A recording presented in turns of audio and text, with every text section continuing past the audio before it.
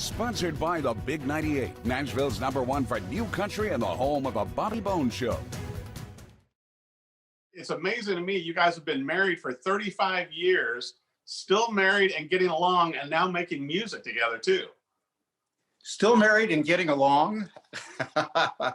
Yeah. Most of the time, anyway. We're getting along pretty good, actually. That's the key to a long-term relationship of any type, or a marriage particularly, right? You've really got to get along. Obviously, with the new album out, House of Love, you guys have had singles and videos and doing a lot of press on this. Well, we're trying to get everything out as quickly as possible. You know, we're on a short rope, and before our looks go, we've got to make some hay. You know, seeing the videos that you guys have done for this new album as well, and they're getting a lot of great exposure. It has to be fun, you know, not only making the album, writing the songs and everything, and doing them as a couple, but also doing the great music videos too, right? Well, there's a lot of art direction involved in our creation of our brand and how we want everything to look. And so, you know, we direct and art direct and do the videos ourselves. So we've got the continuity, but it's a lot of fun.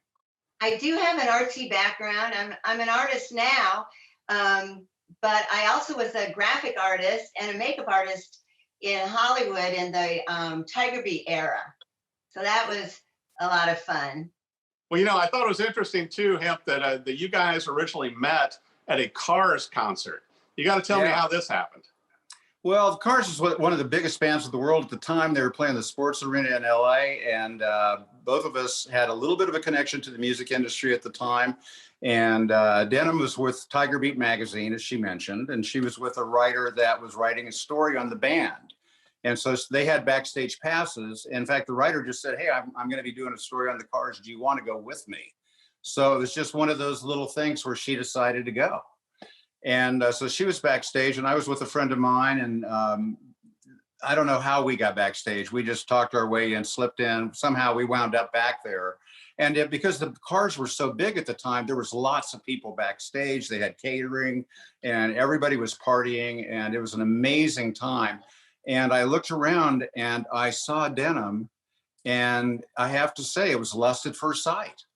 She just looked absolutely amazing. Of all the models, groupies, beautiful women backstage, there was something about her. There's a quality in her spirit, even though she was fantastic. I still remember what she was wearing. So it's one of those kinds of stories that you hear about. And, you know, here we are 35 years later. I think him is so romantic. You know, he's just, that's one of the things he brings to his songwriting. And I'm glad to be being the recipient of it. Well, you know, definitely, Denim. And I was going to bring up as well that, you know, with House of Love, you know, there are a lot of kind of love songs in here. Listening to the whole album, you know, musically, you can hear a nod to past artists, definitely of the 60s and 70s, but also with your guys' harmonies together.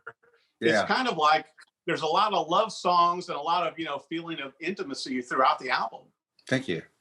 Well, thank you. I think that people appreciate that. They appreciate being able to hear the lyrics. And we certainly do make the records with a lot of love, I'll tell you. That's what we're all about. We really have got nothing else in our purpose except to, you know, be happy and bring happiness and good times. Yeah. Hey, Eric, one of the things you mentioned about our sound is that's something we discovered rather late in life. You know, we had sung before a long, long time ago, but we left the music business and went in a completely different direction for 30 years. And it was only after retiring and the death of both of our parents, sets of parents, you know, kind of sets you adrift a little bit, and you start looking in the mirror and thinking, how much time do we have left? And, you know, we just realized that if we're going to ever pursue our gifts or our passions, don't let it hold you back, folks, because it doesn't matter what age you are, but particularly at this age, if you have a chance to really pursue it. And, you know, the music is one of those things in Nashville. You've got to decide, hey, am I really going to go for it here and get good? Am I even competitive? Can I write songs on that level? Can I sing, perform, play the guitar, all this kind of stuff? You really have a shot at, you know, a career or being excellent on some level without even thinking about a career. And I entered into this without thinking about a career, because I'm telling you what, you know, you don't usually start a music career in your late 60s. You know, I was going to say, you wrote songs though at a young age, and you were kind of part of the whole San Francisco scene and really got involved with music. So truthfully for you, I feel like it was kind of a coming back home. And it's a nice thing that you and Denim can share together, and have the harmonies and have those voices put together. And it was so redemptive, because I didn't know if I could do it again. I didn't know if I had the gift, the talent, or the enthusiasm to really pursue it. Because to get good, as you know, you're a guitar player, you've really got to want it. You've got to put the time in and the effort in, the focus and all of that, writing, rehearsing, practicing, all those different things. So yeah, you know, it was coming back home, and it was the redemption of our life. When we started singing together, that's when the magic really happened. And we've come up with a signature sound that just sounds like us. And it's so great to be playing our own music and putting it out there and getting such a great reception. Well, you know, I've got to bring up also that you've got the song, you know, you've got a song and the album that are Grammy nominated also, which is, you know, at this point in life, that's not a bad thing. Yeah. Well, I have to clarify, Eric, it wasn't Grammy nominated. It was submitted for a Grammy nomination. To me, that's close enough. It's a big deal for us, you know? Yeah. And, yeah, it's amazing. I mean, just when you say the word Grammy and your music is possibly a part of that huge deal, Denim. I mean, it was very exciting. how amazing. Yeah, we had a friend in the business that submitted our songs, and Well, he was a 4-time Grammy winner himself. And so he said these songs need to be nominated. So he's the one that took the bull by the horns and entered us. We had no idea, but we were just thrilled to be part of it. And I'll tell you what, it's nice. We've had a song on the BBC now that got picked up. It was sent out, and people heard it and they loved it, and they started to air it. It's just incredible what's happening.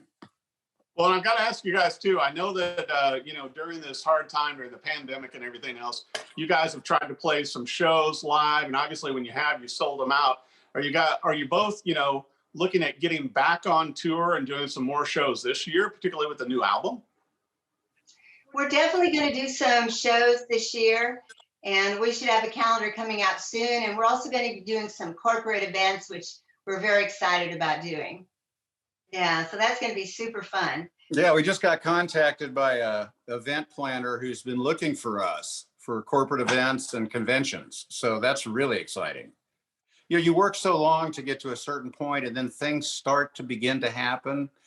And then you have to throw fuel on the fire. And we're just so thrilled to have, you know, Jim Frazier's our producer. I mean, as a result of working with him, he changed our lives completely. He brought into existence the music that was in my head. And Denim and I have been just so blessed to have him. And then our publicist is great. And we have a great social media person. And you know, we've got a team together now trying to provide our own artist services like a record label, you know. Well, and I want to bring up also, Denim, I want to make sure for our viewers to know about, as the singles come out, I know more videos and everything else as well with House of Love. Where do our viewers need to go for the website, for social media and everything to keep up with you and Hemp? Well, we can be found on Facebook, of course, Hemp Denim, Instagram, Hemp Denim, hempanddenim.com is our website. You can buy the music there, and we're also on YouTube and all the streaming services. With the House of Love, I really great album, great songs on there. It's a fun listen, and the videos I know are getting a lot of awareness, as you brought up too, Hemp, with getting some playtime on the BBC, and I'm sure doing well in other Americana areas. I think this is going to be a great year for Hemp and Denim. So I just want to thank you both for coming on the Rockin' Review and talking about the new album, House of Love. Thank you so much, Eric. It's a thrill to be on your show. Yeah, it really is, man. Thank you so much for being a friend, a fan, and for having us on your show today. It's really been a blast. Thank you. Sponsored by the Big 98, Nashville's #1 for new country and the home of a Bobby Bones Show.